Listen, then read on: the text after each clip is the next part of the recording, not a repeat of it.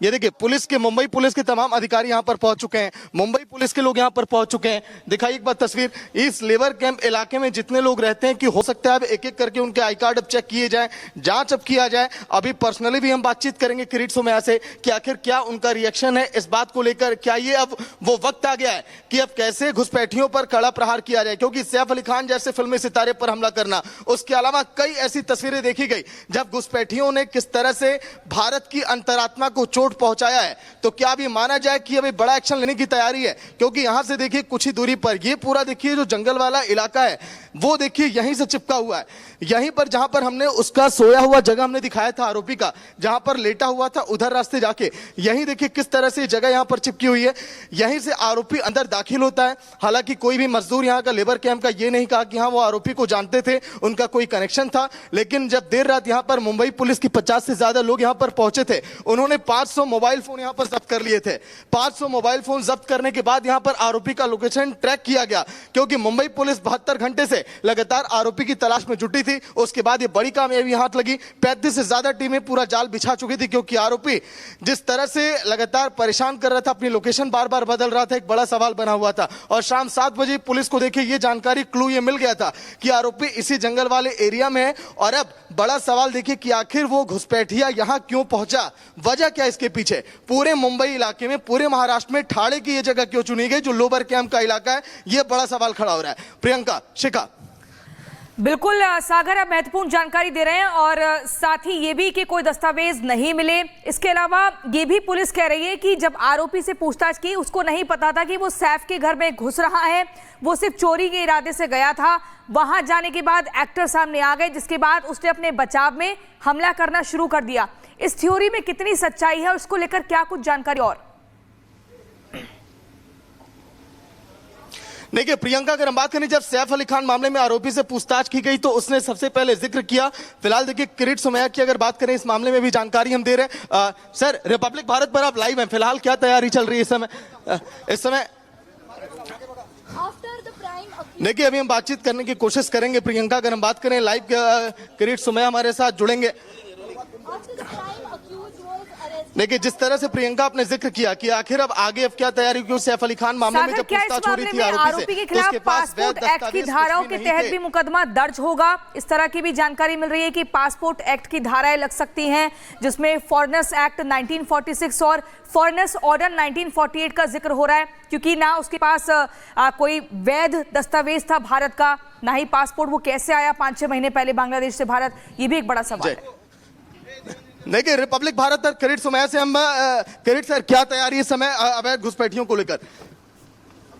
Sir जा रहे police station. एक बार एक रिएक्शन, आप लाइव है रिपब्लिक भारत पर, क्या तैयारी है अवैध घुसपैठियों को लेकर? पुलिस स्टेशन, पुलिस ने कॉम्बिंग करना चाहिए पुलिस को। देखिए बिल्कुल इस समय किरीट सोमैया यहाँ से निकल गए, उन्होंने जिक्र किया कि आगे अब इसको लेकर बड़ी तैयारी हम करेंगे और अवैध घुसपैठियों पर लगाम लगाने की पूरी तैयारी है। बीजेपी के और तमाम नेता पहुंचे हुए हैं, किरीट सोमैया के साथ ही अब खड़े थे। क्या देखिए अभी हम बीजेपी के नेता हैं, ब्रेक के बाद इनसे ही बातचीत करेंगे। अवैध घुसपैठियों पर आखिर लगाम कैसे? बॉर्डर फेंसिंग बनने नहीं दे रहे। ये सब जो आया आपके सामने, उन्होंने जो कार्ड दिखाया पश्चिम बंगाल का आधार कार्ड है।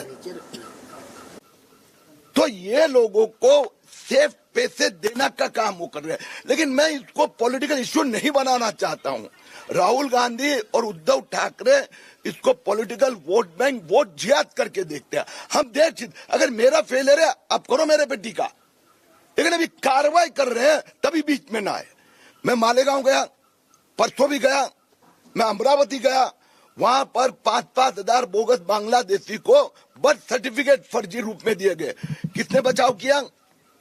शोभा बचाओ कांग्रेस की सांसद मालेगांव में, वहां पर वो वानखेड़े अमरावती में कांग्रेस के सांसद।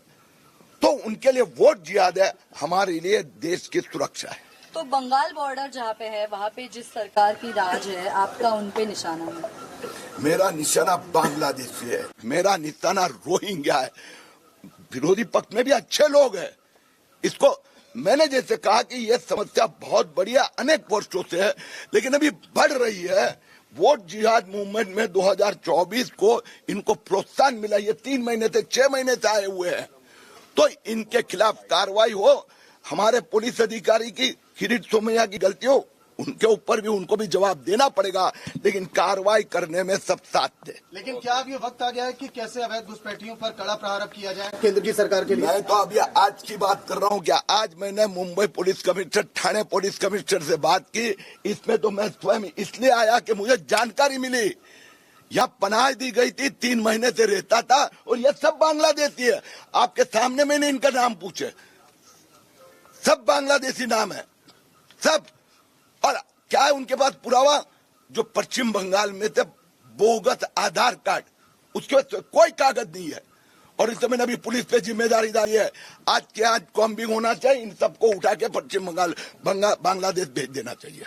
सर 10 वर्षापासून भाजपचं सरकार आहे, मात्र अशा प्रकारचे बोगस प्रमाणपत्र सैफ अली खानवर जर कोणी हमला केला तर याला 10 वर्ष तर पॉलिटिकल स्वरूप उद्धव ठाकरे देखिए बिल्कुल प्रियंका शिखा जिस तरह से अब यहाँ पर पहुंचे किरीट सोमैया, उन्होंने इस बात का जिक्र कर दिया है कि यहाँ पर देखिए पुलिस के अधिकारी पहुंच चुके हैं। बाद तस्वीर दिखाइए, ये देखिए पुलिस के, मुंबई पुलिस के तमाम अधिकारी यहाँ पर पहुंच चुके हैं, मुंबई पुलिस के लोग यहाँ पर पहुंच चुके हैं। दिखाइए एक बार तस्वीर, इस लेबर कैंप इलाके में जितने लोग रहते हैं कि हो सकता है अब एक एक करके उनके आई कार्ड अब चेक किए जाए, जांच अब किया जाए। अभी पर्सनली भी हम बातचीत करेंगे किरीट सोमैया से कि आखिर क्या उनका रिएक्शन है इस बात को लेकर। क्या ये अब वो वक्त आ गया है कि अब कैसे घुसपैठियों पर कड़ा प्रहार किया जाए, क्योंकि सैफ अली खान जैसे फिल्मी सितारे पर हमला करना, उसके अलावा कई ऐसी तस्वीरें देखी गई जब घुसपैठियों ने किस तरह से भारत की अंतरात्मा को चोट पहुंचाया है। तो क्या अभी माना जाए कि अभी बड़ा एक्शन लेने की तैयारी है? क्योंकि यहां से देखिए कुछ ही दूरी पर ये पूरा देखिए जो जंगल वाला इलाका है वो देखिए यहीं से चिपका हुआ है।